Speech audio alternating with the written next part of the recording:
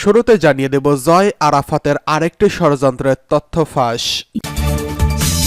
জানিয়ে দেব গোপালগঞ্জে সেনা টহল দলের উপর হামলায় অফিসার সহ আহত 9। এদিকে ছাত্র জনতার গণ অভ্যুত্থানে হাসিনার পতনের পর পালিয়েছেন 90 জন এমপি মন্ত্রী। সর্বশেষ জানিয়ে দেব হত্যাকাণ্ডের তদন্তে জাতিসংঘকে চিঠি দেবে বিএনপি, বলছে মির্জা ফখরুল। জয় আরাফাতের আরও একটি ষড়যন্ত্রের তথ্য ফাঁস। সাবেক প্রধান বিচারপতি ওবায়দুল হাসানকে সঙ্গে নিয়ে ভয়ঙ্কর ষড়যন্ত্র চলছিল। কথা ছিল হবে জুডিশিয়াল কূপ।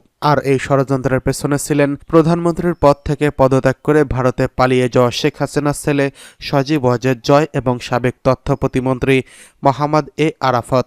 এই জুডিশিয়াল কুয়ের পরিকল্পনার তথ্য পেয়ে যান সেনাবাহিনীর গোয়েন্দারা। তাদের দেওয়া তথ্য পেয়ে ষড়যন্ত্র রুখে দিয়েছেন শিক্ষার্থীরা। 10 আগস্ট এমন কথা জানিয়েছেন বৈষম্য বিরোধী ছাত্র আন্দোলনের অফিসিয়াল ফেসবুক গ্রুপ। সেখানে পোস্টটি করেন সমন্বয়ক মুসাদ্দিক আলী ইবনে মাহমুদ। বৈষম্য বিরোধী ছাত্র আন্দোলনের সমন্বয়কদের বরাতে ওসমান গনি নাহিদ তার ভেরিফাইড আইডিতে একই পোস্ট করেছেন। সামাজিক যোগাযোগ মাধ্যম ফেসবুকে করা এক পোস্টে এমনটি দাবি করেছিলেন এই মহাসমন্বয়ক।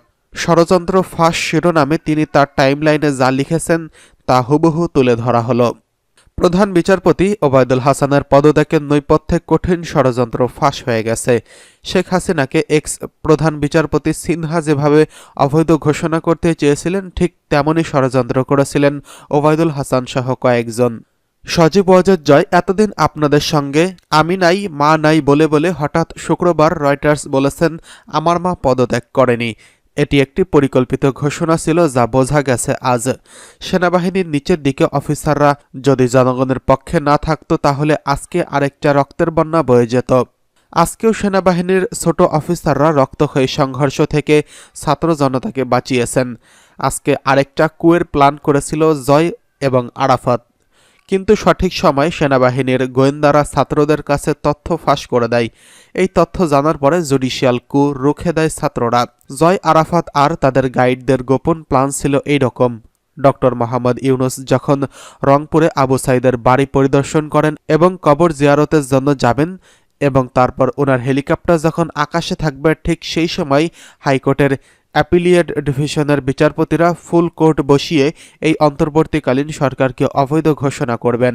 সঙ্গে সঙ্গে এই কুয়ের সঙ্গে জড়িত সেনাবাহিনীর 25 কর্মকর্তা, চাকরি থেকে কর্মবিরতিতে থাকা দুর্নীতিবাজ পুলিশের একটি দল রাজধানীতে হট্টগোল শুরু করবে আর শেখ হাসিনা ভারত থেকে বাংলাদেশে চলে আসবেন এবং সঙ্গে সঙ্গে আওয়ামী লীগের আত্মগোপনে থাকা নেতাকর্মীরা মাঠে চলে আসবেন।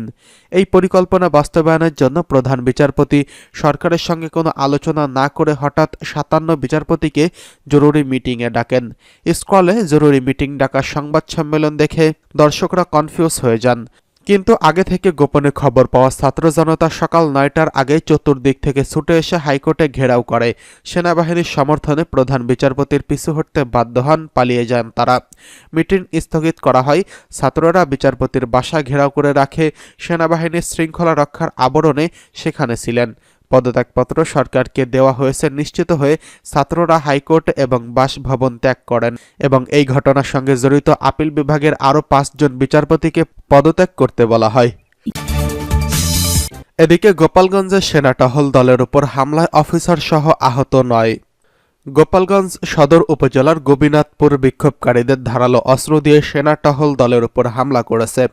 এই ঘটনায় 3 জন অফিসার ও 2 জন জুনিয়র কমিশনার অফিসার এবং 5 জন সেনা সদস্য আহত হয়েছেন। শনিবার রাতে এক সংবাদ বিজ্ঞপ্তিতে এই তথ্য জানিয়েছে আন্তঃবাহিনী জনসংযোগ পরিদপ্তর। তারা জানায় গোপালগঞ্জ সদর উপজেলার গোপীনাথপুরে বিক্ষোভকারীরা ধারালো অস্ত্র নিয়ে সেনা টহল দলের উপর হামলা করে।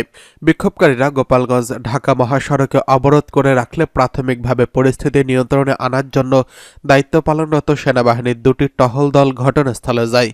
এ সময় উত্তেজিত বিক্ষোভকারী সেনা টহল দলের উপর ইটপাটকেল ছুড়ে মারে এবং দেশীয় অস্ত্র দিয়ে টহল দলের সদস্যদের আঘাত করলে 3 জন অফিসার ও 1 জন জুনিয়র কমিশনার অফিসার 5 জন সেনা সদস্য আহত হয়। এই ঘটনায় আহত সেনা সদস্যরা আশঙ্কামুক্ত ও চিকিৎসাধীন রয়েছেন। এছাড়া বিক্ষোভকারীরা সেনাবাহিনীর একটি গাড়ি পুড়িয়ে দেয় এবং 2টি গাড়ি ভাঙচুর করে। এ সময় বিক্ষোভকারীদের ছত্রভঙ্গ করে পরিস্থিতি নিয়ন্ত্রণে আনার জন্য সেনা টহল দল 4 রাউন্ড অ্যামুনিশন ফায়ার করে। এদিকে ছাত্র জনতার গণ অভ্যুত্থানে শেখ হাসিনা সরকারের পতন, পালিয়েছে ৯০ জন এমপি মন্ত্রী। শেখ হাসিনা সরকারের পতনের পর তার এমপি মন্ত্রী ও প্রভাবশালী রাজনৈতিক নেতাদের দেশ ছেড়ে পালানোর হিড়িক পড়েছে। কেউ দেশ ছেড়েছেন একা, আবার কেউ সপরিবারে। অনেকেই ভয়ে দেশের অভ্যন্তরে আত্মগোপনে চলে গেছেন। শুধু এমপি মন্ত্রী বা প্রভাবশালীরাই নয়, আওয়ামী লীগ, যুবলীগ, ছাত্রলীগ, বিভিন্ন অঙ্গ সংগঠনের শীর্ষ নেতারা ভয়ে আত্মগোপনে আছেন। এই তালিকায় আছেন আওয়ামী লীগের দলীয় প্রভাবশালী ব্যবসায়ী, বিভিন্ন সরকারি প্রতিষ্ঠানের দুর্নীতিবাজ কর্মকর্তা কর্মচারীরা। বৈষম্য বিরোধী ছাত্র আন্দোলনে চলার সময় গত ১৪ জুলাই ১০ আগস্ট পর্যন্ত ২৭ দিন দেশ ছেড়ে পালিয়েছেন ৯০ জন সাবেক এমপি মন্ত্রী ও রাজনৈতিক নেতা। এছাড়া বিমানবন্দরে আটক করা হয়েছে অন্তত ১০ জন এমপি মন্ত্রী ও প্রভাবশালীদের। বিমানবন্দরে এসেও পরিস্থিতি বেগতিক দেখে ফিরে গেছেন কমপক্ষে ২৫ জন এমপি মন্ত্রী, রাজনৈতিক নেতা এবং দুর্নীতিবাজ সরকারি কর্মকর্তা। শাহজালাল বিমানবন্দর সহ সংশ্লিষ্ট সূত্রে এসব তথ্য জানা গেছে। এদিকে হত্যাকাণ্ডের তদন্তে জাতিসংঘকে চিঠি দেবে বিএনপি, বলছে মির্জা ফখরুল। ছাত্র জনতার আন্দোলনের সময় সংগঠিত হত্যাকাণ্ডের নিরপেক্ষ তদন্ত চেয়ে জাতিসংঘকে চিঠি দেওয়ার সিদ্ধান্ত জানিয়েছে বিএনপি। একই সঙ্গে অন্তর্বর্তীকালীন সরকারের প্রধান উপদেষ্টা ডক্টর মোহাম্মদ ইউনূসকে চিঠি দেবে দলটি। এছাড়া দুবাই আটক ৫০ প্রবাসীকে মুক্ত করতে সরকারকে উদ্যোগ নিতেও চিঠি দেবে। শনিবার সন্ধ্যায় রাজধানীর গুলশানে বিএনপি চেয়ারপারসনের রাজনৈতিক কার্যালয়ে সংবাদ সম্মেলনে দলের এই সিদ্ধান্তের কথা জানান মহাসচিব মির্জা ফখরুল ইসলাম আলমগীর। এসব চিঠি ২-১ দিনের মধ্যে দেওয়া হবে বলে জানান বিএনপির মহাসচিব। মির্জা ফখরুল বলেন, এই আন্দোলনে বিজয়ের আগে সরকার তার সরকারি বাহিনী দিয়ে যে নৃশংস গণহত্যা চালিয়েছে, সেই ব্যাপারে সব সময় আমরা কথা বলে এসেছি। এ বিষয়ে জাতিসংঘের উদ্বেগ ছিল সবচেয়ে বেশি।